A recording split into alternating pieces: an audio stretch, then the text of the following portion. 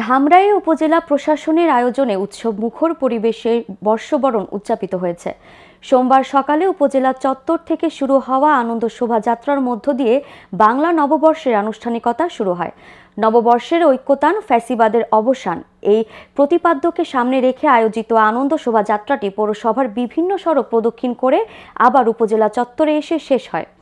বর্ণাঢ্য এই শোভাযাত্রায় অংশ নেয় বিভিন্ন সরকারি বেসরকারি শিক্ষা প্রতিষ্ঠান, সামাজিক ও সাংস্কৃতিক সংগঠন সহ বিভিন্ন দেশের অতিথিরা। আয়োজনে ছিল বৈচিত্র্য ও সর্বজনীন অংশগ্রহণ, যা বর্ষবরণের আনন্দকে আরও বহুগুণে বাড়িয়ে তোলে। উপজেলা নির্বাহী অফিসার মামুনুন আহমেদ অনিক বলেন, এবছর বৈচিত্র্যপূর্ণভাবে শোভাযাত্রার আয়োজন করা হয়েছে, যাতে সর্বস্তরের মানুষ অংশগ্রহণ করতে পারে। অবশ্য 1432 আমরা পুরনো বছরের গ্লানি ফেলে নতুন বছরে উপনীত হয়েছি। আজকে বাংলা পঞ্জিকা বর্ষের প্রথম দিন। সবাইকে এজন্য শুভ নববর্ষ জানাই, বিশেষ করে ধামরাইবাসীকে শুভ নববর্ষ জানাই। আমরা ধামরাই থানা পুলিশের পর্যাপ্ত পরিমাণ নিরাপত্তা ব্যবস্থা রয়েছে।